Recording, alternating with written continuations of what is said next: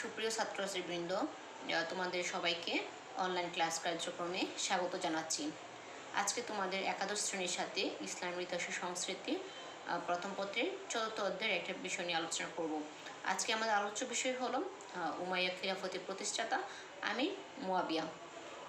Umayya খিলাফতের প্রতিষ্ঠাতা আমির মুয়াবিয়া সম্পর্কে আলোচনা করার পূর্বে আমি তোমাদের এই আলোচনার পূর্বের যে কয়েকটা বিষয় আছে সেই বিষয় সম্পর্কে একটু ক্লিয়ার করব, যাতে তোমাদের বুঝতে সুবিধা হয়।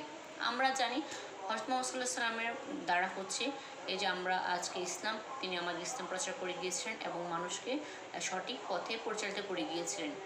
তার হাত ধরে ইসলাম সত্য এবং ন্যায়ের পথ প্রতিষ্ঠিত হয়েছিল। তো হজরত মুহাম্মদ সাল্লাল্লাহু আলাইহি সাল্লামের সময়কাল থেকেই তিনি যখন তার মুসলিম জাহানের শাসন ব্যবস্থা পরিচালনা করেছিলেন, তখন এটা পুরোপুরি একটা গণতান্ত্রিক পদ্ধতি ছিল।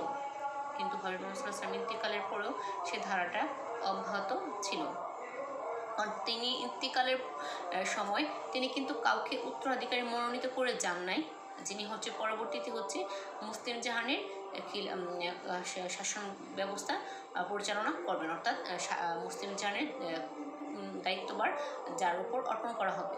এটা পুরোপুরি একটা গণতান্ত্রিক পদ্ধতিতে হচ্ছে নির্বাচিত হয়েছিল। আর এই নির্বাচিত প্রথম যেটা যিনি খলিফা ছিলেন, খলিফা আলী আবু বকর রাদিয়াল্লাহু আনহু, এবং খলিফা আবু বকর রাদিয়াল্লাহু আনহুর হাত ধরেই হচ্ছে মুসলিমদের পরবর্তী যে ধারা সেটা হচ্ছে খুলাফায়ে রাশিদিন। সেই খুলাফায়ে রাশিদিনের সূত্রপাত হয় এবং এই খুলাফায়ে রাশিদিনটা 632 খ্রিস্টাব্দ থেকে 661 খ্রিস্টাব্দ পর্যন্ত স্থায়ী ছিল। খুলাফায়ে রাশিদিনের 4 জন খলিফায় ছিলেন হচ্ছে গণতান্ত্রিক পদ্ধতিতে নির্বাচিত, অর্থাৎ প্রথম খলিফা হজরত আবু বকর রাদিয়াল্লাহু আনহু, তারপর দ্বিতীয় খলিফা হজরত উমর রাদিয়াল্লাহু আনহু, তৃতীয় খলিফা হজরত উসমান রাদিয়াল্লাহু আনহু এবং চতুর্থ খলিফা হজরত আলী রাদিয়াল্লাহু আনহু। এই 4 জন খলিফা তারা সবাই কোরআন এবং সুন্নাহর আলোকে, ইসলামী মতাদর্শের আলোকে মুসলিম জাহানের শাসন ব্যবস্থা পরিচালনা করে গিয়েছিলেন। কিন্তু ইসলামের যখন চৌদ্দ খলিফা আলী রাদিয়াল্লাহু আনহুর সময় থেকেই হচ্ছে পরবর্তীতে যে এই যে গণতান্ত্রিক ধারা, সেই ধারাটা হচ্ছে ব্যাহত হয় মুয়াবিয়ার সাথে আলী রাদিয়াল্লাহু আনহুর দ্বন্দ্বের কারণে। সেটা হয়েছিল হচ্ছে সিফিনের যুদ্ধ। সিফিনের যুদ্ধের 657 খ্রিস্টাব্দে সিফিনের যুদ্ধ সংঘটিত হয়েছিল মুয়াবিয়া এবং হচ্ছে আলী রাদিয়াল্লাহু আনহুর মাঝে। আর এই যুদ্ধটার একটা অমীমাংসিত ছিল এবং যেটা যেটা মীমাংসা করা হয়েছিল হচ্ছে জমাতুল জন্দার একটা সালিসি, যার মাধ্যমে এবং যেটার মাধ্যমে পরবর্তীতে নির্ধারিত হয়ে গিয়েছিল আসলে পরবর্তীতে হচ্ছে মুসলিম জাহানের শাসনভার কার উপর অর্পিত হবে। আর এই মীমাংসার পরবর্তীতে হচ্ছে আলী রাদিয়াল্লাহু আনহু হচ্ছে ক্ষমতা থেকে অপসারণ করা হয় এবং মুয়াবিয়া, যিনি হচ্ছেন উমাইয়া খিলাফতের প্রতিষ্ঠাতা, এবং তিনি পরবর্তীতে হচ্ছে তিনি মুসলিম জাহানের শাসক হিসেবে নিজেকে প্রতিষ্ঠিত করেন। এই যে একটা হচ্ছে গণতান্ত্রিক ধারার ব্যাহত হওয়া এবং পরবর্তীতে হচ্ছে যে রাজতন্ত্র সূচনা হওয়া, সেটা শুরু হয়েছিল উমাইয়া খিলাফতের সময় থেকেই।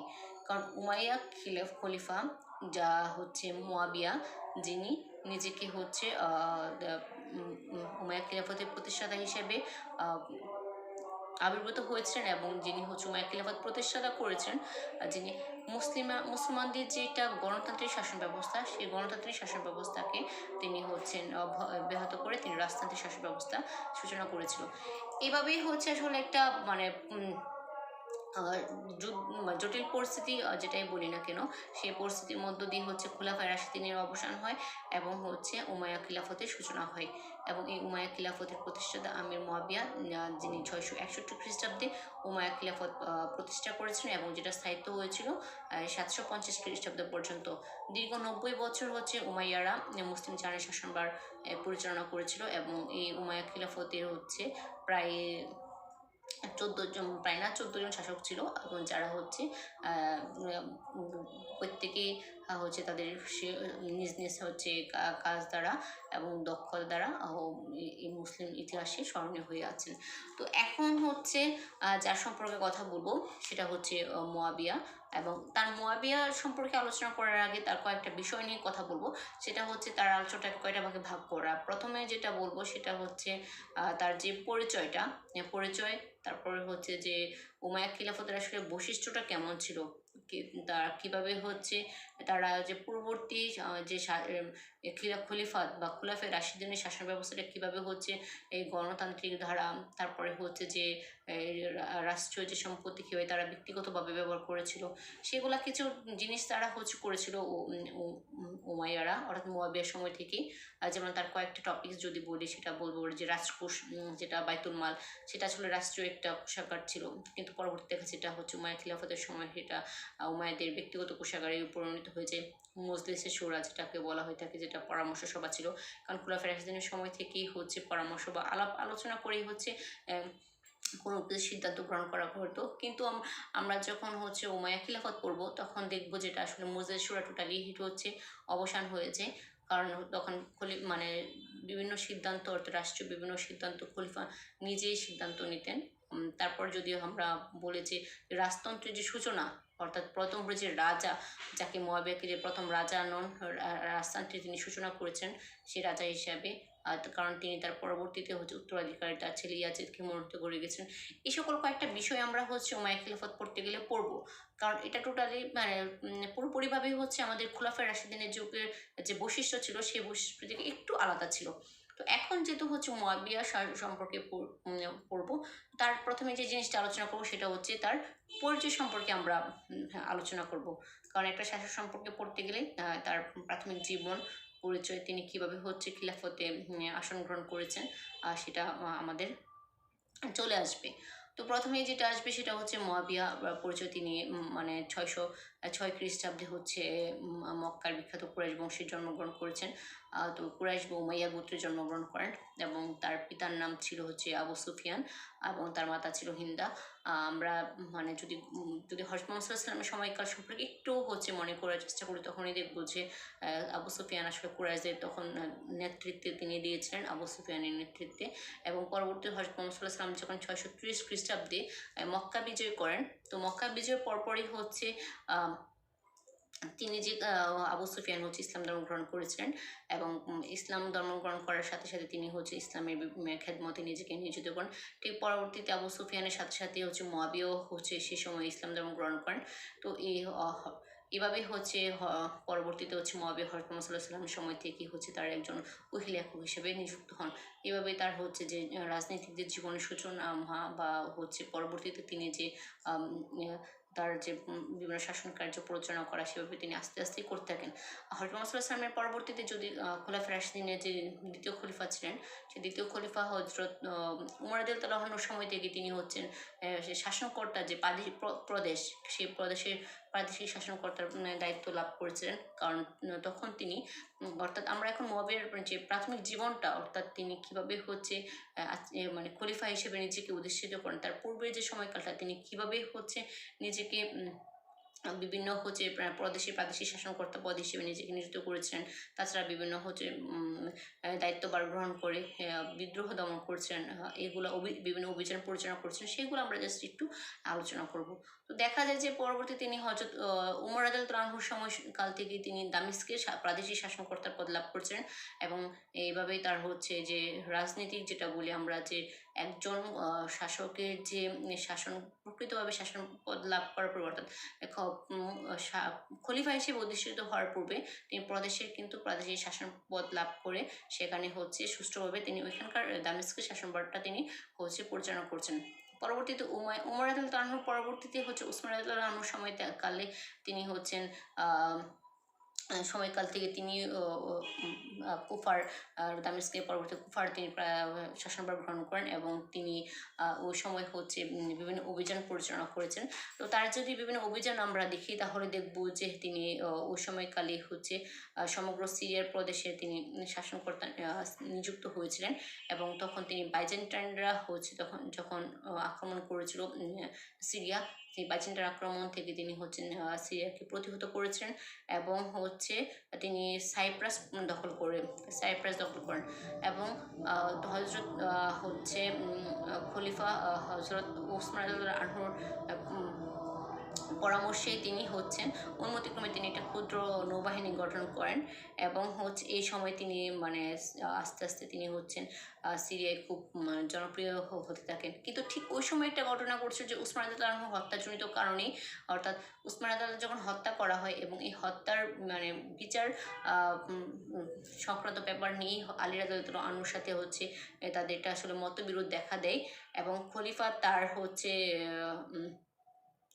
তার যে সিরিয়ার যে শাসন পদ তিনি লাভ করেছেন মুয়াবিয়া, সেই পদ হচ্ছে অপসারণ করেন।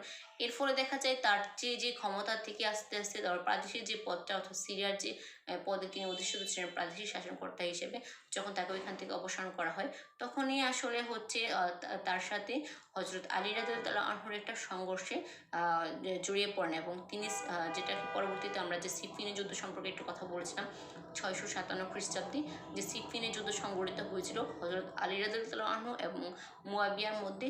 এর ফলে হচ্ছে এই যে সিফিনের যুদ্ধের এবং যুদ্ধের পর দমাতুল জন্দরে যে মানে হচ্ছে সালিসিতে একটা কূটনীতিক বিজয় মানে যেটাকে বলে হয়েছিল, অর্থাৎ এখানে কূটকৌশলের মাধ্যমে হজরত আলী রাদিয়াল্লাহু আনহুকে করা হয় খলিফার পদ থেকে অপসারণ করা হয় এবং হচ্ছে পরবর্তীতে এই কূটকৌশলের মাধ্যমে হজরত আলী রাদিয়াল্লাহু আনহুকে ক্ষমতা থেকে অপসারণ করে মুয়াবিয়া কিন্তু সিরিয়া এবং হচ্ছে মিশরে আধিপত্য লাভ করেন এবং আলী রাদিয়াল্লাহু আনহুর শাহাদাতের পর তিনি কিন্তু তার পরবর্তীতে তার যে ছেলে ইমাম হাসান, সেই হাসান কিন্তু হচ্ছে মানে খলিফার পদ লাভ করার কথা ছিল, কিন্তু ওইখানেও কিন্তু মুয়াবিয়া যেটা কাজ করছেন কৌশলে ইমাম হাসানকে খিলাফত থেকে অপসারণ করেন এবং হচ্ছে 661 খ্রিস্টাব্দে তিনি মুসলিম জাহানের মানে যেটা বলে একচ্ছত্র অধিপতি হন এবং তিনি উমাইয়া খিলাফত প্রতিষ্ঠা করেন।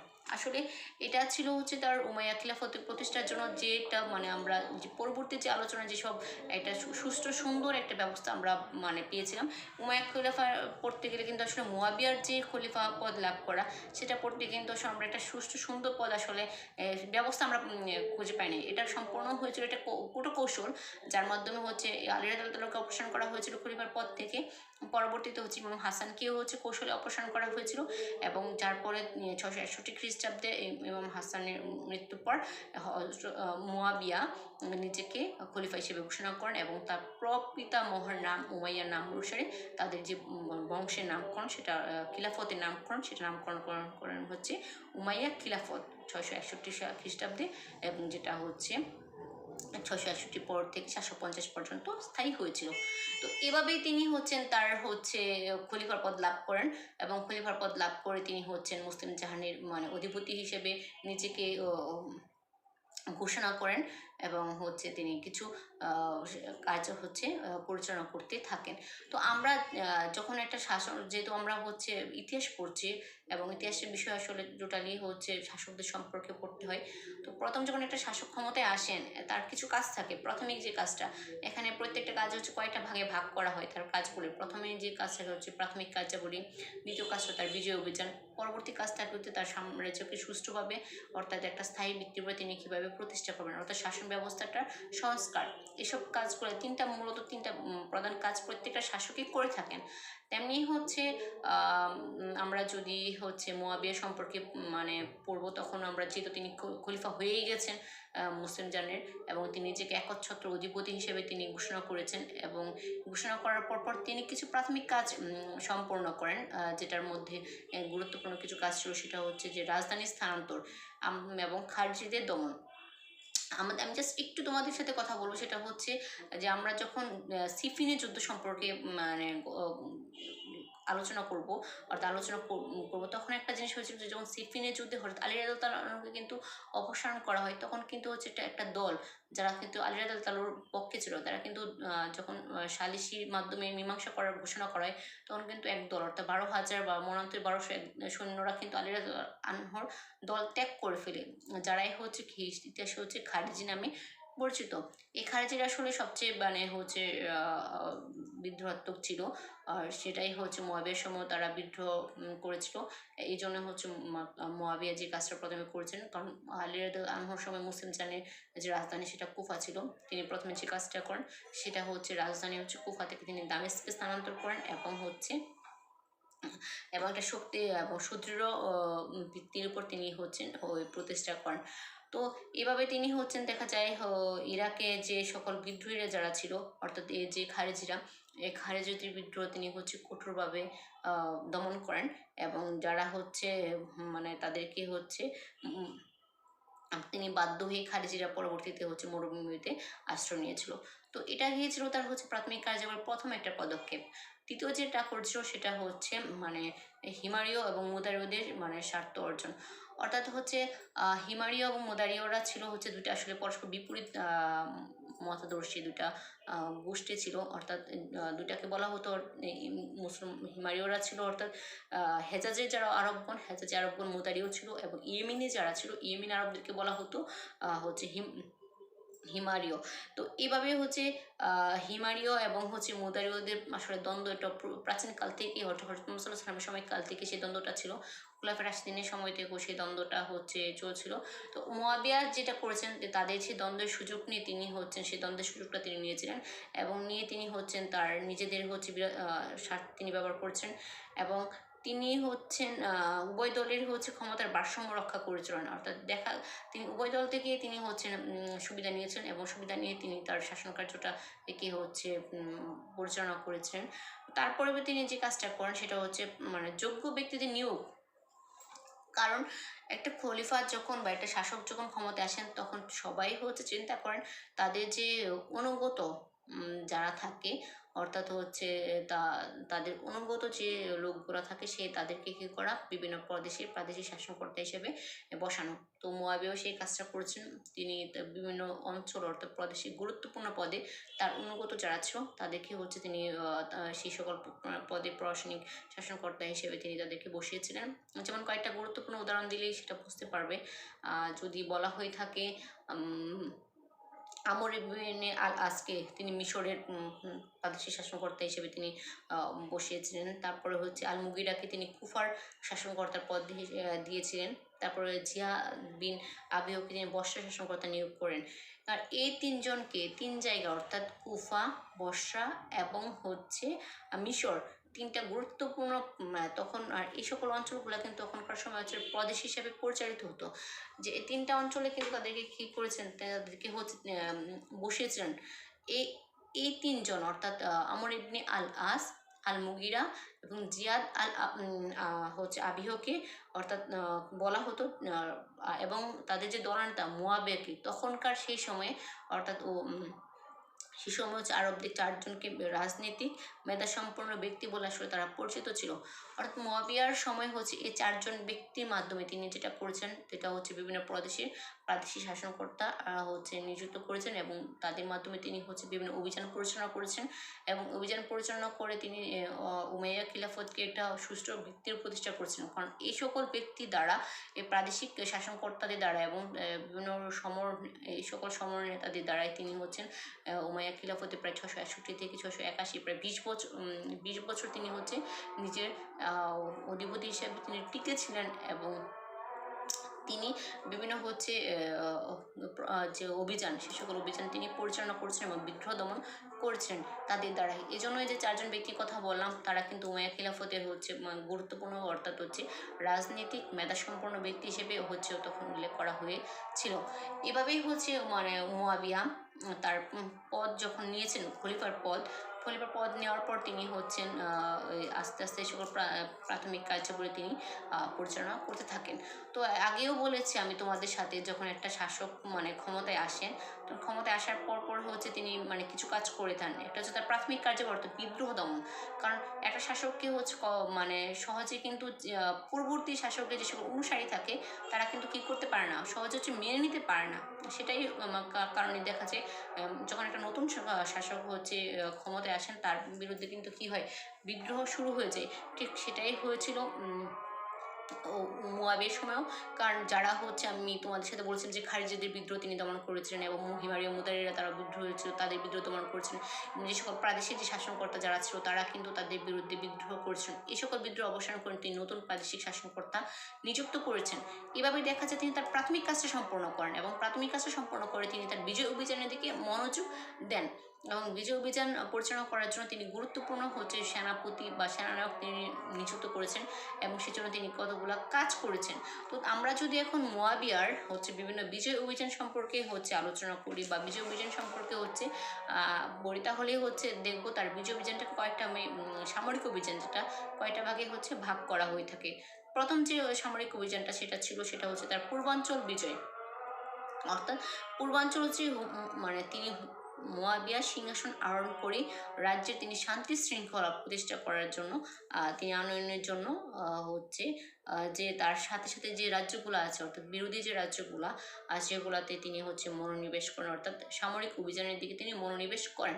আর তিনি কিন্তু তার প্রাথমিক কাজটা কিন্তু সুষ্ঠুভাবে সম্পন্ন করেছেন।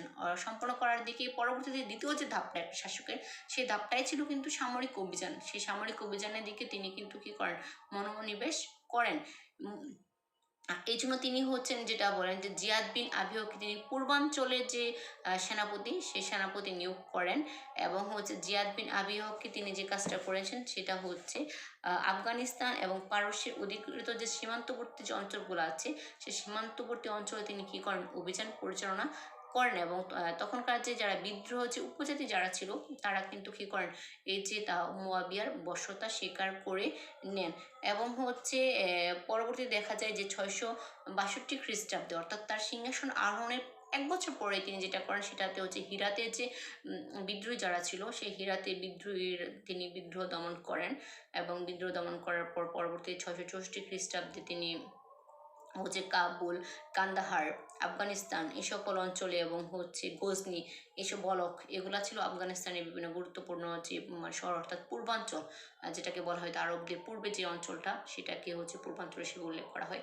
সেই পূর্বাঞ্চলে তিনি হচ্ছেন সেই অভিযান তিনি পরিচালনা করেছেন, এবং এই সকল অঞ্চলে তিনি বিদ্রোহ দমন করেন, এবং এই সকল অঞ্চল তার রাজ্যভুক্ত করে ফেলেন। পরবর্তীতে যখন হচ্ছে তিনি জিয়াদ বিন আবির মৃত্যুর পর তার পুত্রকে হচ্ছে তিনি কী করেন, পূর্বাঞ্চলের প্রতিনিধি হিসেবে মনোনীত করেন। এবং তার পুত্র হচ্ছে 674 খ্রিস্টাব্দে যে কাজটা করেছেন বুখারা, এবং 676 খ্রিস্টাব্দে সমরকন্দ এবং তিলমিজ দখল করেন। এভাবে 665 খ্রিস্টাব্দে মোহাল্লাবের নেতৃত্বে মুসলিম বাহিনী দেখা যায় মানে সিন্ধু অঞ্চল পর্যন্ত পরবর্তীতে হচ্ছে তারা মানে অগ্রসর হয়েছিল। সেই মুয়াবিয়ার সময় হচ্ছে সিন্ধু অঞ্চল, যেটা আমরা পরবর্তীতে হচ্ছে মানে সিন্ধু বিজয়টা আমরা পরবর্তীতে উমাইয়া খলিফা পরবর্তী যে যারা আসবেন তাদের সময় আমরা সিন্ধু বিজয়টা পড়ব। কিন্তু 664 খ্রিস্টাব্দে মুয়াবিয়ার সময় থেকেই কিন্তু হচ্ছে সেই সিন্ধু অঞ্চলে বিজয় অভিযানটা খুব প্রাথমিকভাবে প্রচলিত হয়েছিল। এভাবে দেখা যায় যখন মুয়াবিয়া হচ্ছে তার পূর্বাঞ্চলের শাসন যে সকল অঞ্চলগুলো ছিল সেগুলো আমি তোমাদের সাথে আবারও বলছি, যেমন কাবুল, কান্দাহার, তারপরে হচ্ছে বলক, বুখারা, তিলমিজ, সমরকন্দ, এই সকল অঞ্চল কিন্তু তার কী করেন, অধিভুক্ত করেন। এবং এই সকল অঞ্চলে তিনি বিদ্রোহ এবং যারা উপজাতি যারা ছিল বিদ্রোহী উপজাতি তাদেরকে তিনি দমন করেন। তো এটা গেলেও তার হচ্ছে পূর্বাঞ্চলে হচ্ছে তার বিজয় অভিযান। পরবর্তীতে তার হচ্ছে যে বিজয় অভিযানটা আসবে সেটা হচ্ছে তার হচ্ছে পশ্চিমাঞ্চলের বিজয়, অর্থাৎ পশ্চিমাঞ্চল অর্থাৎ উত্তর আফ্রিকার যে বিজয়টা, সেটা মুয়াবিয়ার রাজত্বকালে একটা গুরুত্বপূর্ণ ঘটনা হয়েছিল, অর্থাৎ স্মরণীয় ঘটনা হয়েছিল। কারণ তিনি খলিফা উমর রাদিয়াল্লাহু তাআলার সময় আমরা জানি হচ্ছে মুসলমানরা প্রথম হচ্ছে উমর রাদিয়াল্লাহু তাআলার সময় হচ্ছে মানে আমর ইবনে আল আসের কর্তৃক তিনি মিশর বিজয় হয়ে, কারণ মিশর হচ্ছে আফ্রিকার একটা দেশ, মিশর কিন্তু অলরেডি মুসলমানদের হচ্ছে অধীনে চলে আসছে। এবং ফুস্তাত নগরী প্রতিষ্ঠিত হয়েছিল উমর রাদিয়াল্লাহু আনহুর সময় থেকে। এবং সেই সময় হতেই উত্তর আফ্রিকার জয়ের যে একটা প্রিপারেশন অর্থাৎ সেটা চলতে থাকে। কারণ মুসলমানরা কিন্তু মানে পুরো অলরেডি আফ্রিকার বিভিন্ন অঞ্চলে তাদের আধিপত্য প্রতিষ্ঠা করে ফেলেছিল উমর রাদিয়াল্লাহু আনহুর সময় থেকেই। তারপরে যখন উমাইয়া খিলাফতের খলিফারা মুয়াবিয়া শাসনভার গ্রহণ করেন, তার সময় কিন্তু সেই ধারাটা অব্যাহত থাকে। কারণ উমাইয়াদেরকে বলা হয় সাম্রাজ্যবাদী খলিফা, কারণ তাদের সময় মুসলিম খিলাফত সবচেয়ে বেশি সম্প্রসারিত হয়েছিল। কারণ তাদের যে পরবর্তী অর্থাৎ মুয়াবিয়ার শাসন থেকে শুরু করে তার পরবর্তী যারা ক্ষমতায় এসেছিল খলিফা হিসেবে যারা অধিষ্ঠিত হয়েছিল, তার প্রত্যেকে কিন্তু তাদের যে সাম্রাজ্য প্রতিষ্ঠা এবং মুসলমানদের যে সাম্রাজ্য, সেটা শুধু আরব কেন্দ্রিক না রেখে এশিয়া, ইউরোপ, আফ্রিকা সকল জায়গায় কিন্তু তারা কি করেছেন, তার বিজয় অভিযানটা ধারা অব্যাহত রেখেছিলেন। অর্থাৎ মুয়াবিয়ার সময় সে ধারাটা শুরু ব্যাপকভাবে শুরু হয়েছিল। তো দেখা যায় উমর রাদিয়াল্লাহু তাআলার সময় যেহেতু মিশর দখল হয়েছিল, তার পরবর্তী খলিফা, তৃতীয় খলিফা যখন উসমান রাদিয়াল্লাহু তাআলা ক্ষমতায় আসেন, তখন দেখা যায় সে সময় থেকে মুসলিম সেনাপতি আসলে বারকা পর্যন্ত অর্থাৎ আফ্রিকা বারকা পর্যন্ত কি করে দখল করেন। কিন্তু খলিফা উসমান রাদিয়াল্লাহু তাআলার খেলাফত শেষের দিকে যে সকল আসলে কিছু গুজবপূর্ণ পরিস্থিতি হওয়ার কারণে যেটা হয়ে এবং খলিফা আলী রাদিয়াল্লাহু আনহুর খিলাফতে গৃহযুদ্ধ এবং ভীষণ সুবর্ণ সুযোগ নিয়ে যেটা হয়েছিল, যে সকল অঞ্চল আসলে মুসলমানরা দখল করেছিল, সেই সকল অঞ্চল আসলে পরবর্তীতে আবার এই সকল অঞ্চলে পরিত্যক্ত হয়, অঞ্চলগুলো হয়ে যায়। এবং এই এই যে পূর্ববর্তী যে অঞ্চলগুলা বারকা আফ্রিকা, সেই অঞ্চলগুলো আসলে মুয়াবিয়ার সময় আবার পুনর্দখল করা হয়েছিল। দেখা যায় মুয়াবিয়ার যেটা তিনি যাকে সেনাপতি উকবা বিন নাফিকে তিনি 10,000 সেনাবাহিনী দিয়ে তিনি তার উত্তর আফ্রিকায় তিনি প্রেরণ করেন।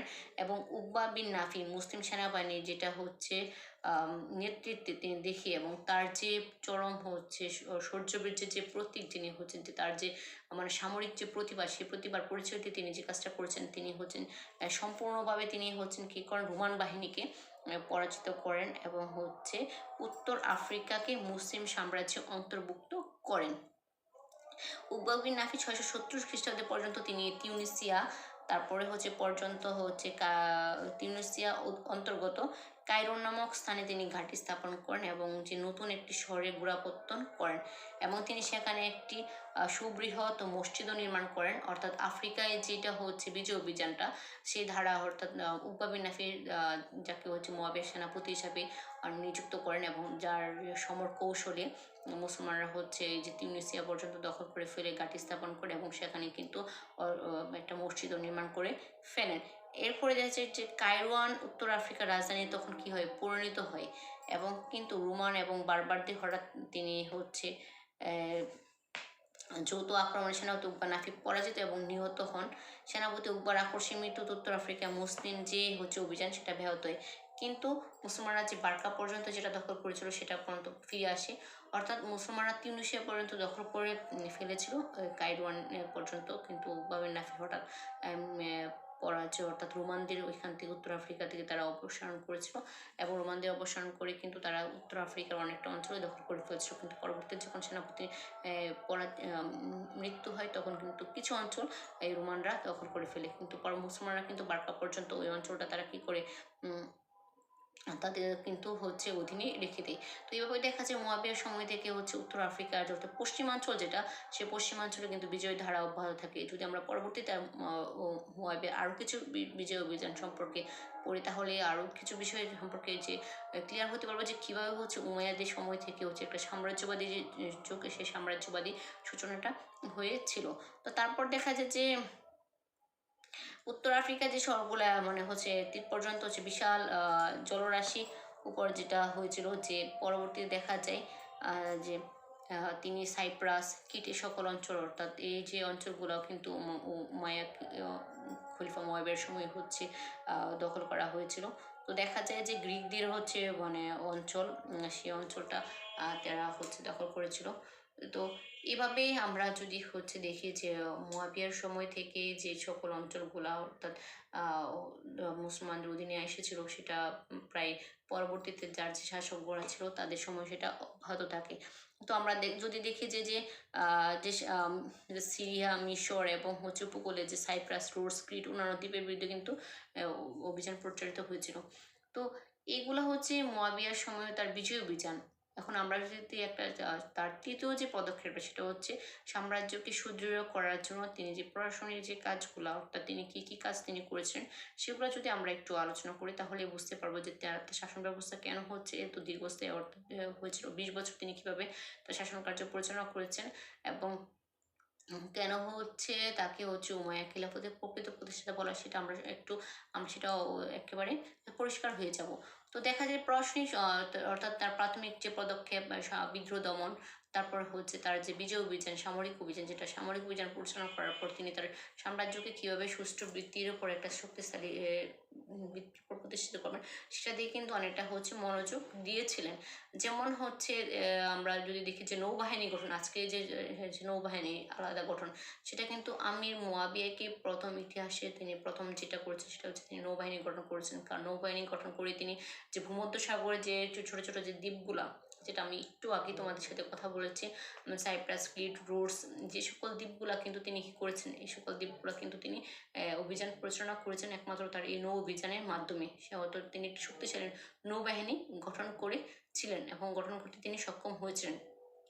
তারপরে হচ্ছে আরেকটা যদি দেখি যে কনস্টান্টিনোপল অভিযান তার সময় হয়েছিল, অর্থাৎ মুয়াবিয়ার রাদিয়াল্লাহু আনহু 669 খ্রিস্টাব্দে তার যে পুত্র ইয়াজিদ নেতৃত্বে গ্রিকদের রাজধানী যেটা কনস্টান্টিনোপল, সেটার বিরুদ্ধে তিনি নৌ এবং স্থল উভয় বাহিনী প্রেরণ করেছেন।